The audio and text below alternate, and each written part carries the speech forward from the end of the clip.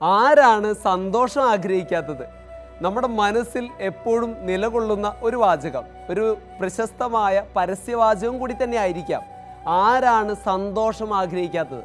വിശുദ്ധ പൗലോസ്ലീഹ ഫിലിപ്പിയക്കാർക്ക് എഴുതിയ ലേഖനം 4-ാം അധ്യായം 4-ാം തിരുവചനം ഈ പ്രകാരം പറയുന്നു, നിങ്ങൾ സന്തോഷിക്കുവിൻ. പക്ഷെ ഒരു കണ്ടീഷൻ ഉണ്ട്, കണ്ടീഷൻ ക്ലോസ് ആണ്. എന്താണെന്നറിയോ? കർത്താവിൽ സന്തോഷിക്കുവിൻ. സന്തോഷിക്കുവിൻ എന്ന് പറയുന്നത് കേട്ട് ഉടനെ തന്നെ പോയി നിങ്ങളുടെ ജീവിതത്തിൽ സന്തോഷം കിട്ടാനുള്ള സകലമാന മേഖലകളിലേക്ക് ഓടിപ്പോകരുത്. ഒരു കണ്ടീഷനാണിത്. നിങ്ങൾ കർത്താവിലാണ് സന്തോഷിക്കേണ്ടത്.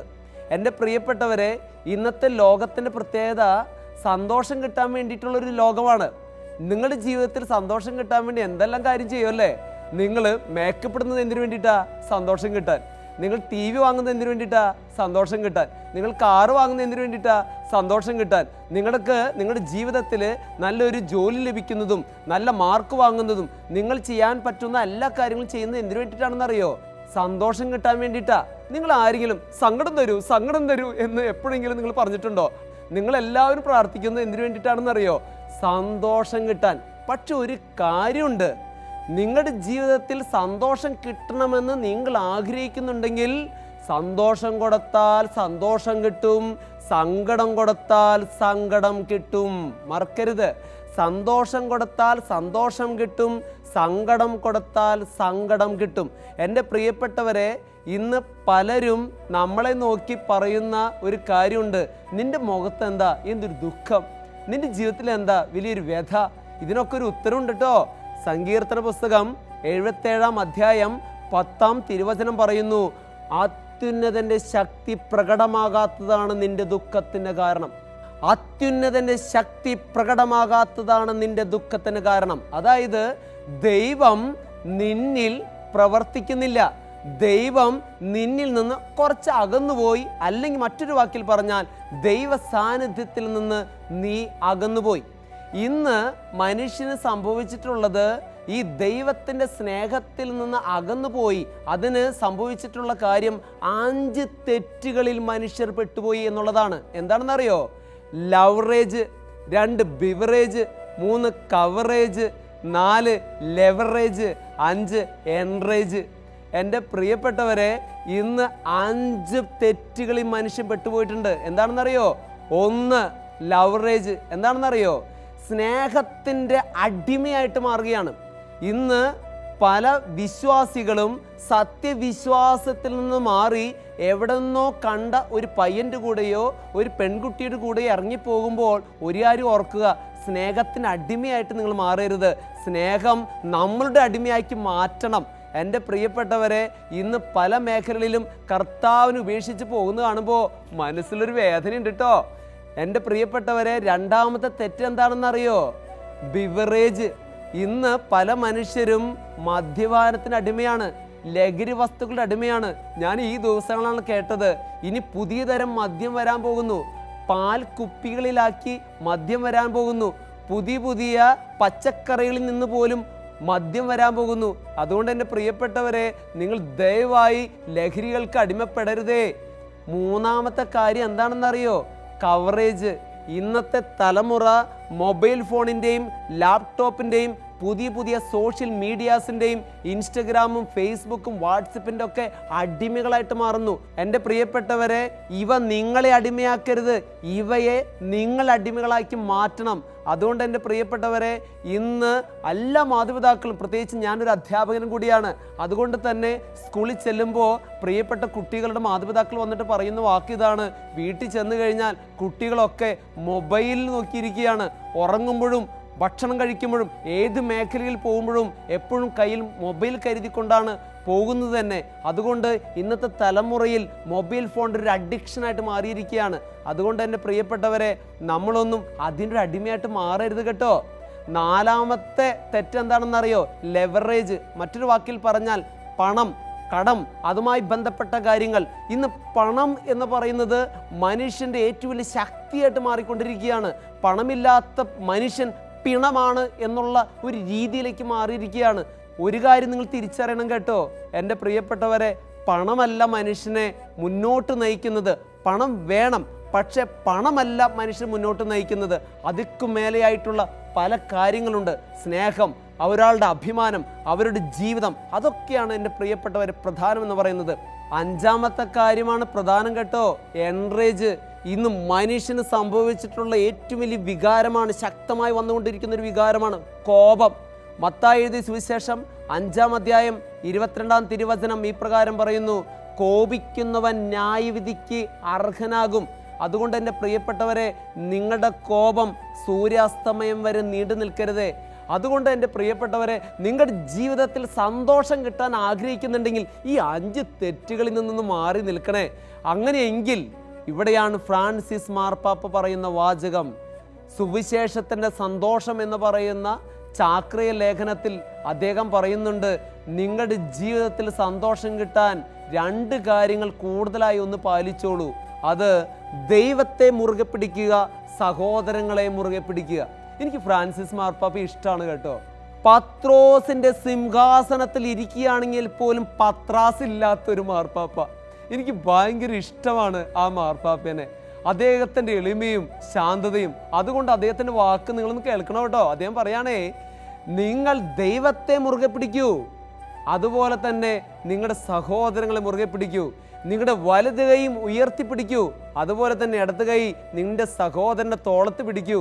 അതാണ് യഥാർത്ഥത്തിൽ സ്നേഹമെന്ന് പറയുന്നത്. എൻ്റെ പ്രിയപ്പെട്ടവരെ, അവിടെയാണ് ഒരു മനുഷ്യൻ്റെ ജീവിതത്തിൽ സന്തോഷം കിട്ടുന്നത്.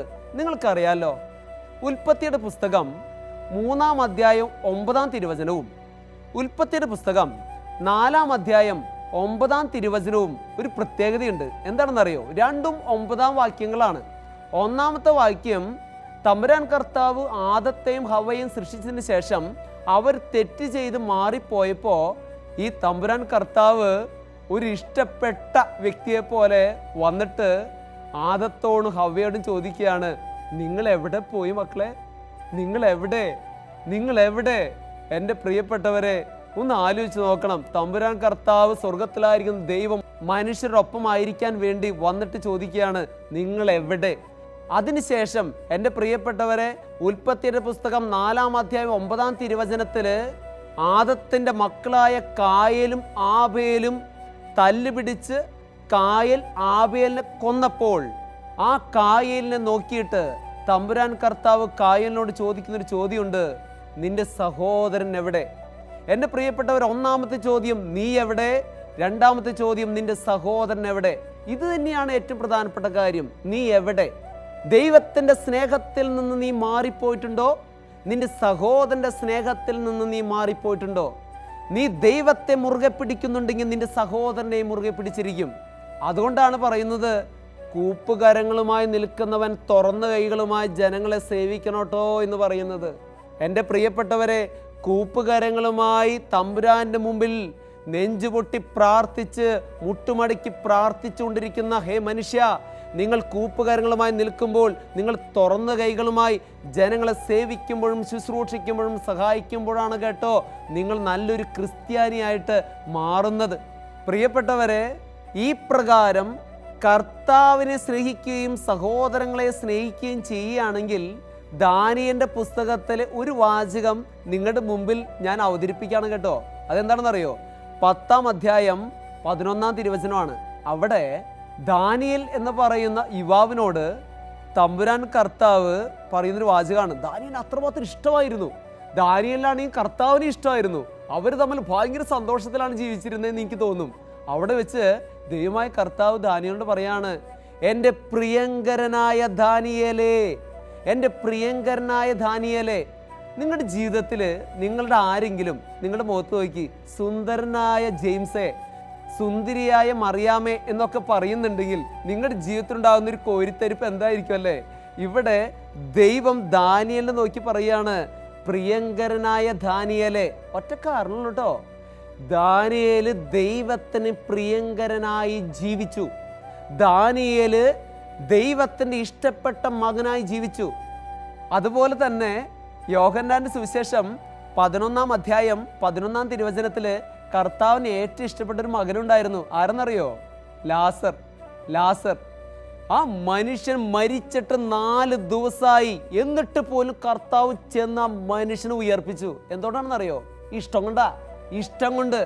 എൻ്റെ പ്രിയപ്പെട്ടവരെ, അവിടെ 11-ാം അധ്യായം 11-ാം തിരുവചനത്തിൽ ഒരു വാചകം പറയുന്നുണ്ട്. എന്താണെന്നറിയോ? അതായത് മറ്റുള്ളവർ വന്ന് കർത്താവിനോട് പറയുന്ന വാചകമാണ്, നീ സ്നേഹിക്കുന്നവൻ മരിച്ചു, നീ സ്നേഹിക്കുന്നവൻ മരിച്ചു. എൻ്റെ പ്രിയപ്പെട്ടവരെ, കർത്താവിൻ്റെ സ്നേഹിതനായിട്ട് മാറി ലാസർ. കാരണം ലാസർ യേശുവിന് ഇഷ്ടമുള്ള വിധത്തിലാണ് ജീവിച്ചത്. അതുപോലെ തന്നെ മറിയത്തിൻ്റെ വീട്ടിലേക്ക് വന്നിട്ട് ഗബ്രിയേൽ മാലാഖ പറയുന്നൊരു വാചകമുണ്ട്, നന്മ നിറഞ്ഞവളെ, നന്മ നിറഞ്ഞവളെ. അതുകൊണ്ട് എൻ്റെ പ്രിയപ്പെട്ടവരെ, ഞാൻ ഇവിടേക്ക് സൂചിപ്പിച്ച കാര്യം എന്താണെന്നറിയോ? ദാനിയേലിനെ നോക്കി എൻ്റെ പ്രിയങ്കരനായ ദാനിയേലേ എന്ന് വിളിച്ച തമ്പുരാൻ, മറിയത്തെ നോക്കി നന്മ നിറഞ്ഞവളെ എന്ന് വിളിച്ച ദൈവത്തിൻ്റെ മാലാഖ.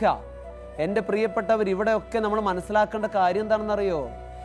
ദൈവത്തെ ഇഷ്ടപ്പെടുകയും സ്നേഹിക്കുകയും ചെയ്യുന്നവന് ആ ദൈവത്തിൻ്റെ മുമ്പിൽ നിങ്ങളൊക്കെ പ്രിയങ്കരരും സ്നേഹിതരും നന്മ നിറഞ്ഞവരായിട്ട് മാറും. അതുകൊണ്ട് നിങ്ങളുടെ ജീവിതത്തിൽ ദൈവത്തെ മുറുകെ പിടിക്കുമ്പോൾ ദൈവം പറയുന്ന വാക്കുകൾ ഇതൊക്കെ, നീ എനിക്ക് പ്രിയങ്കരനാ. ഏശയ്യായുടെ പുസ്തകം 43-ാം അധ്യായത്തിൽ 1-ാം തിരുവചനം മുതൽ ഒന്ന് വായിച്ചു നോക്കിയേ. അവിടെ പറയുകയാണ്, നീ എൻ്റെ ബഹുമാന്യനാണ്, നീ എനിക്ക് അമൂല്യനാണ്, നീ എനിക്ക് പ്രിയങ്കരനാണ്. അതുകൊണ്ട് എൻ്റെ പ്രിയപ്പെട്ടവരെ, ദൈവത്തിന് ഇഷ്ടപ്പെട്ട മകനും മകളുമായി നീ ജീവിക്കണമെന്ന് നീ ആഗ്രഹിക്കുന്നുണ്ടെങ്കിൽ ഉണ്ടല്ലോ, നീ കർത്താവിൽ സന്തോഷിക്കണം. കർത്താവാണ് എൻ്റെ ശക്തി എന്നുള്ള ആ ഉറച്ച വിശ്വാസത്തിൽ നീ ജീവിക്കണം. കർത്താവല്ലാതെ മറ്റൊരു രക്ഷയില്ല എന്നുള്ള ആ ഉറപ്പിൽ നീ വിശ്വസിക്കണം. അങ്ങനെയെങ്കിൽ നിന്റെ ജീവിതത്തിൽ ദുഃഖം ഉണ്ടാവില്ലട്ടോ, ഭയം ഉണ്ടാവില്ലട്ടോ, പേടി ഉണ്ടാവില്ലട്ടോ. നിങ്ങളുടെ ജീവിതത്തിൽ എന്നും എന്നും സന്തോഷം മാത്രമേ ഉണ്ടാവുള്ളൂ. അതുകൊണ്ട് എൻ്റെ പ്രിയപ്പെട്ടവരെ, നമുക്ക് പ്രാർത്ഥിക്കാം. നിങ്ങളുടെ ജീവിതത്തിൽ സന്തോഷം കിട്ടണമെന്ന് നിങ്ങൾ ആഗ്രഹിക്കുന്നില്ലേ? ദൈവത്തെ മുറുകെ പിടിച്ചോ, ദൈവത്തെ മുറുകെ പിടിച്ചോ, ദൈവത്തെ ഇഷ്ടപ്പെട്ടോ, തമ്പുരാൻ കർത്താവിന് മുറുകെ പിടിച്ചോ. നീ പരീക്ഷയ്ക്ക് പോകുന്നുണ്ടോ? കർത്താവിനോട് കൂടെ ഉണ്ടാകും. അതുപോലെ തന്നെ നീ ജോലിക്ക് പോകുമ്പോൾ കർത്താവ് കൂടെ ഉണ്ടാകും. നീ വിദേശത്തും സ്വദേശത്തും നീ പോകുന്നുണ്ടോ? അവിടേക്ക് കർത്താവ് കൂടെ ഉണ്ടാകും. അതിനെന്താണ് ചെയ്യേണ്ടതെന്നറിയോ? കർത്താവിന് നിൻ്റെ നെഞ്ചിലേറ്റണം, നിൻ്റെ ഹൃദയത്തിൽ മുറുകെ പിടിക്കണം. നിൻ്റെ ജീവിതത്തിലും മനസ്സിലും എപ്പോഴും സഹചാരിയായി കർത്താവിന് ചേർത്ത് പിടിക്കണം. അവിടെ അത്ഭുതം ഉണ്ടാകും. നിൻ്റെ ജീവിതത്തിൽ നീ പതറില്ല, ഞാൻ ഉറപ്പ്.